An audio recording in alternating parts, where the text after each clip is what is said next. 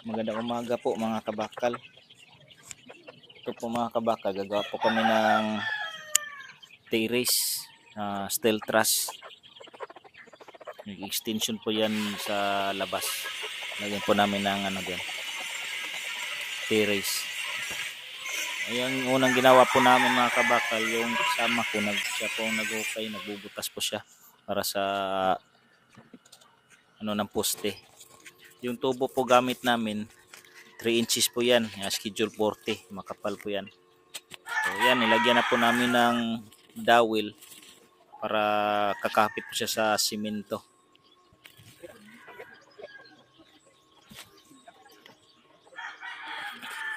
Nilagyan po namin ng tigtatatlong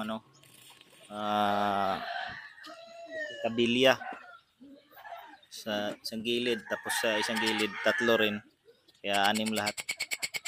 Ayan, lagyan ng sa kasama ko para may brace.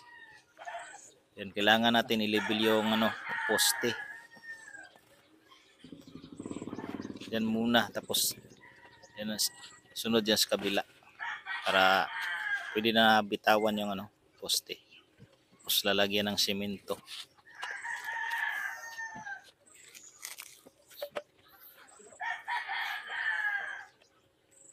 Yan, kinuha po yung sukat para maging para tumapat talaga sa poste din dito sa bahay.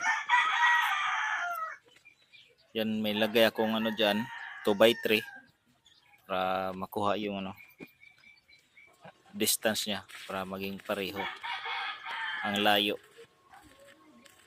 Maging pareho yung layo sa poste ng bahay diyan sa poste ng terrace. So yung ginawa ko naman mga kabakal, nagkatay ako ng 2x3. Hinati ko para idugtong yung dalawa. Yan po ang gagawin naming poste sa gitna. Yung kasama ko naghukay naman yan sa gitna.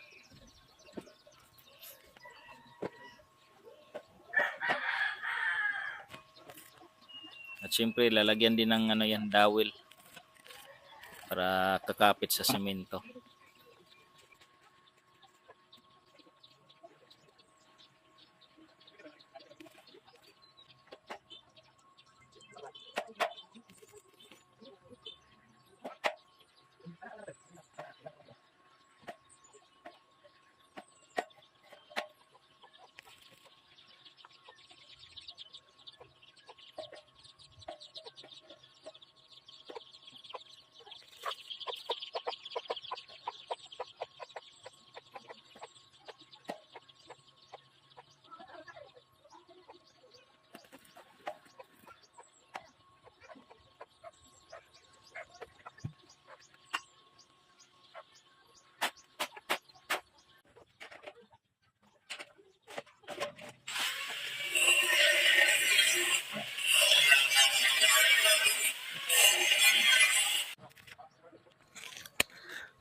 Dito po mga kabakal, yan yung nilagyan po namin ng angle bar. Full welding po yan. Full welding po namin yan. So dalawa po yan, sa ibabaw at sa ilalim. Yan po. Full welding na po yan. Diyan po namin ilalagay yan. Sa may tayo dito sa mga poste natin. Yan, na full weld na po yan mga kabakal. Full welding na po yan.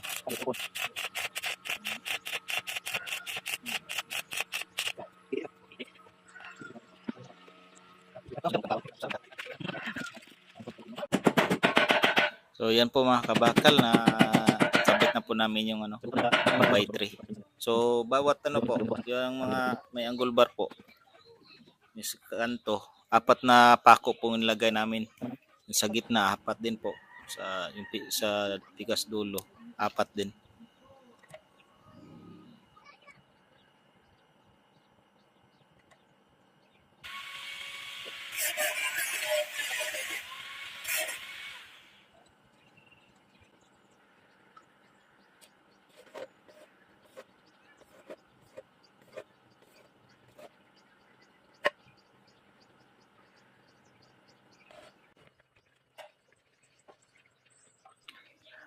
So dito po mga kabakal, naglagay po ako ng angle bar para may mapatungan po yung natin, yung runner na 2x3.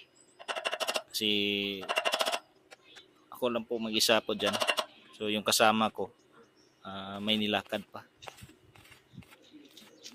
Para mas madali kong i-pit up mga kabakal, nilagyan ko ng mga angle bar. Yan.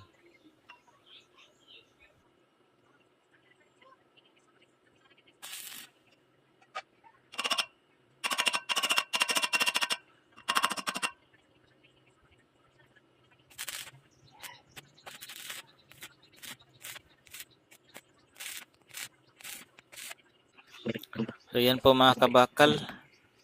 Nalagyan, yan po ang natin, yung angle bar. So mas madali ko na po yan, i-pit up kahit mag-isa lang po. Yan, papatong na lang yan. Nakapatong po yan, nakapatong sa dito sa may tubo, sa gitna. So level na yan mga kabakal. Levelado na yan.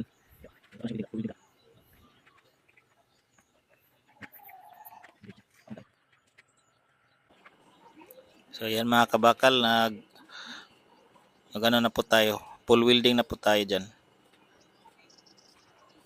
Sa gitna po muna yung inuna ko.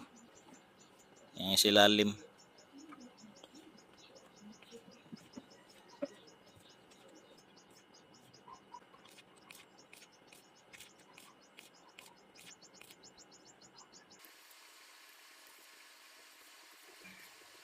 Kadya na sa gilid.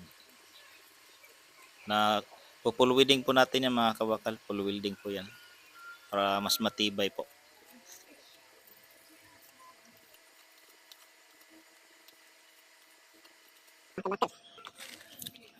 So yan na po mga kabakal, na full welding na po natin.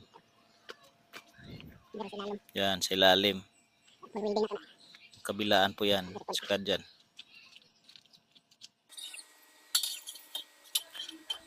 So yan mga kabakal, naglalagay na po ako ng yung niya, rafter.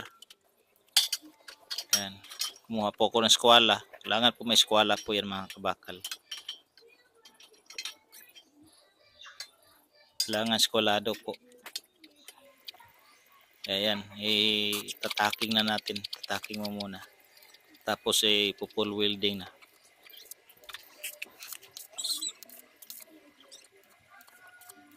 Nagkabilian po, full welding po yan mga kabakal.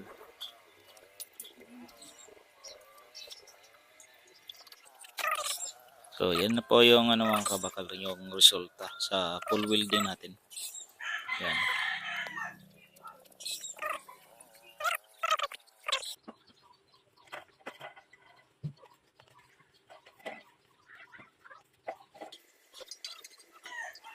Yan, lagyan natin yung sa gitna. Lagyan natin ng rafter rin.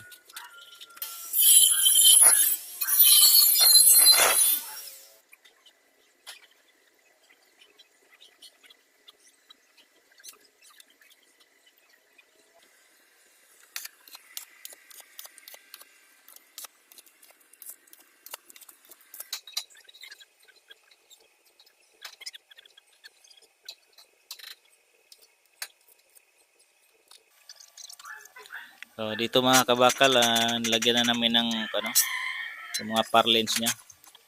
So gamit kong parlins dyan, hindi na si parlins, yung lang 2x2, 1.5.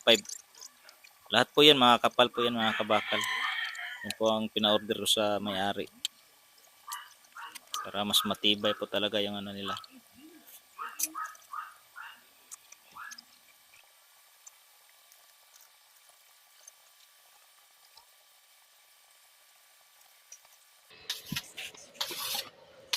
So yan, papakita ko po sa inyo mga kabakal na naka full weld talaga yung parlins natin. Yan. Yan, naka full weld po yan. Full welding po yan mga kabakal.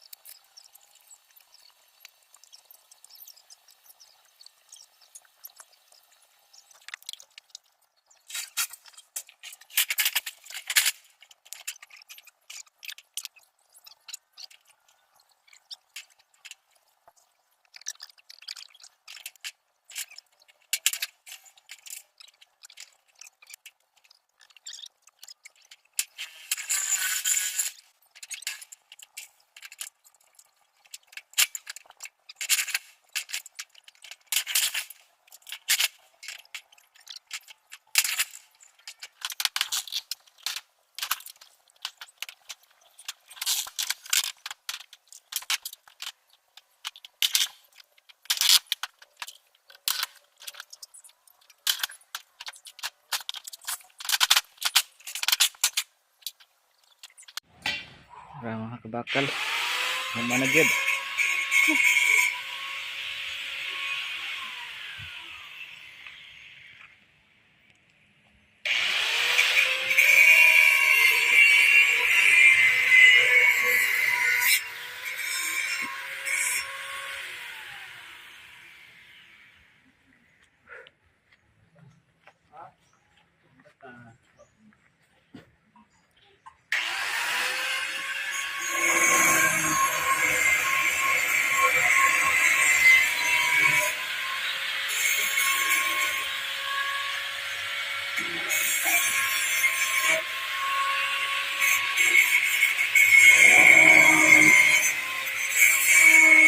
Maraming salamat po mga kabakal sa sa suporta niyo po sa laging panonood sa mga video ko.